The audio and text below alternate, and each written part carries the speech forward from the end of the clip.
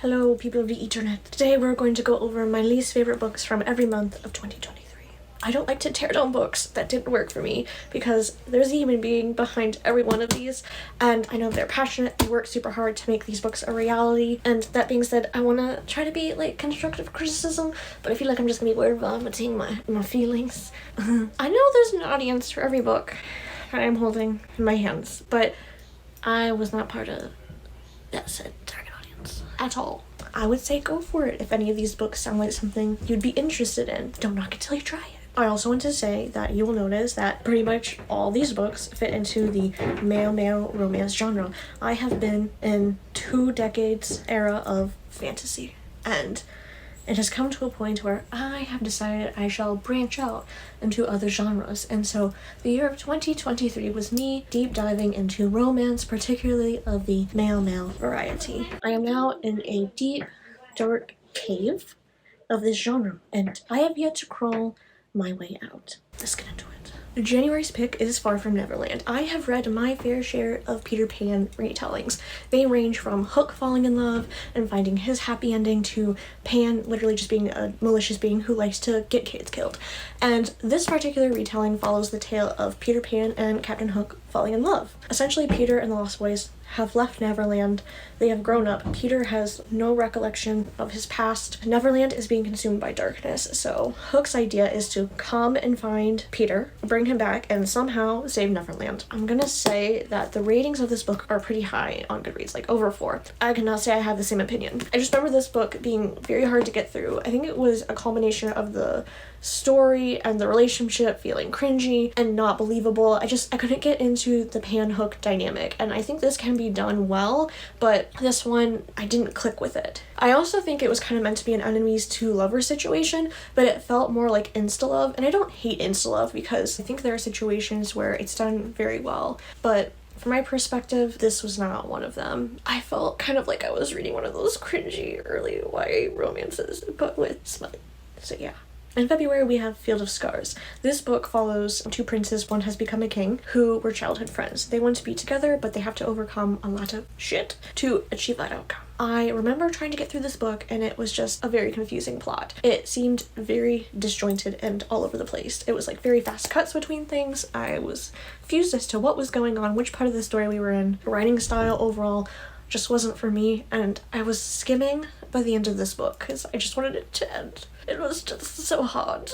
A little bit more editing, a little more fleshing out of the story, it would have been better. It's hard to put feelings into words. In March, we have The Dragon of Ynys. This is a short story that follows Sir Violet, who is a knight tasked with retrieving objects that get stolen by the nearby dragon. Eventually, it's believed the dragon has stolen a human being, and a larger mystery unravels. I originally saw this book was marketed as like a fairy tale for all ages. I realized too late that it's more of a middle grade book. I find it very difficult to get through any middle grade book at this point in my life because I'm not the intended audience, and it is not written for my age range. An age range that middle graders would probably consider ancient at this point. We're gonna move on from this. In April, we have the Bandalore. Bandalore. April was a bit of a dry spell for me. I only read about 3 books in this month, and Bandalore just happened to be my least favorite out of the 3. It follows Silas Mercer. He's a man who is raised from a dad, and he doesn't have any memories of his past life, and he is tasked with working for a secret organization that fights monsters.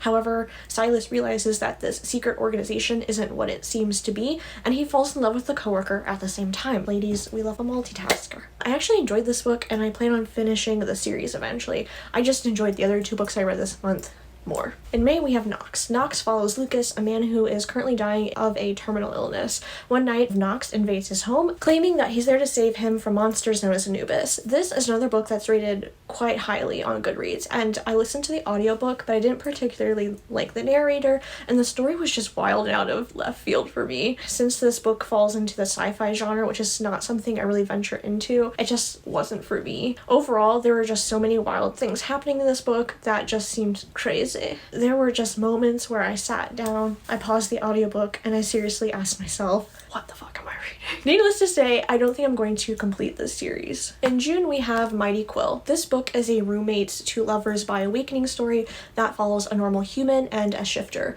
Overall, I think the concept was interesting. All of the shifters have a specific fauna and they turn into a specific animal, but I didn't really like the execution. It wasn't particularly memorable, and I was bored throughout the majority of this book. I read The Only Sunflower I See Is You. This book is a Chinese BL mafia novel that follows two strangers with broken pasts who cross paths and fall in love.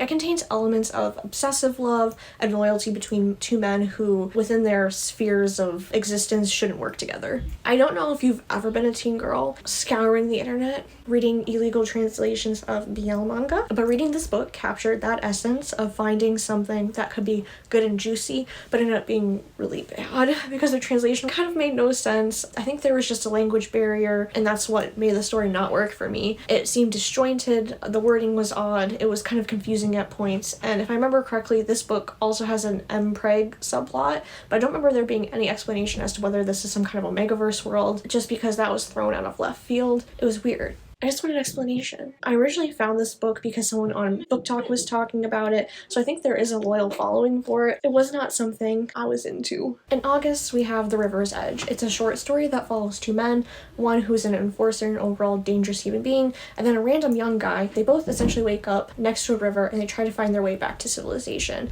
I love this author's Psychop series, and so I thought I'd kind of branch out into some of their other work. However, this story just didn't click with me. I feel like the twist was predictable. I also have a really hard time finding short stories that feel complete and not rushed, but this one just didn't do it for me. In September, I read Skyheart, and in this book, humanity has always been at war with dragons. However, a caster who also happens to be a dragon scholar teams up with a half-dragon to go on a quest to bring peace. I've been into fantasy romance books for a while, but this one was just very hard to get through. I didn't connect with the writing style, and it came across as more YA than adult, and from what I could tell by trying to look through what age range this book is marketed to, it seemed to be more adults. So yeah, unfortunately, didn't read that way for me. Moving on. In October, I read Broken Warrior. Gary Cross, he's a military vet who is currently running his own bodyguard service. He essentially spends most of the book falling in love with his assistant and trying to keep a government ward alive. I've read plenty of books with protagonists who have tragic backstories and are overcoming their past trauma, but this book wasn't memorable for me. I just don't think the trope was done well. And I feel like I've read other books that have this kind of dynamic. It's done better. I also feel like the story felt uninspired. It felt kind of formulaic. It wasn't anything I didn't see coming.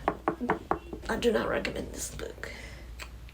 I read Octopi My Heart. Now, this author, their novels that I read this year, it's one of my favorites of the year, and I was like, you know, let's go back and read through some of their other earlier works. This one is a short story that follows the courtship of a fisherman and a selkie whose form is a half-human, half-octopus creature, and I think this falls into the category of rushed, unmemorable love story. The smut was great in the first half, because, you know, tentacles, but then the story became uninteresting. I felt like it was very cookie-cutter, cut and paste. It follows that same old formula of human monster fall in love, have happily ever after with some spice sprinkled in. So if you like that stuff, I say go for it. I want a little something more. Lastly, we're going to go into the world of the book known as Happy Crappy Life, which I read in December. I never thought I would read a word of this book on the internet. It was just, I didn't like it. It was bad. It was bad. This book follows a businessman who is demoted and sent to the Japanese countryside because he was banging the boss's daughter. Once in the countryside, he becomes acquainted with the local ne'er-do-well, and spicy times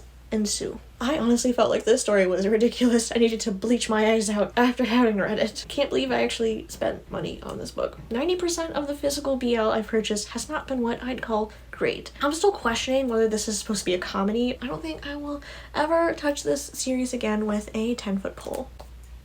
I want to thank you for staying tuned, for listening to me ramble, spit out my thoughts and feelings, questions and concerns. If you found something in this little rant that you might be interested in, I say go for it. I dare you to buy that book and read it because, you know, maybe you're the one who it was meant for. I'm not going to tell you what you can and cannot read. Go out, love life, be merry.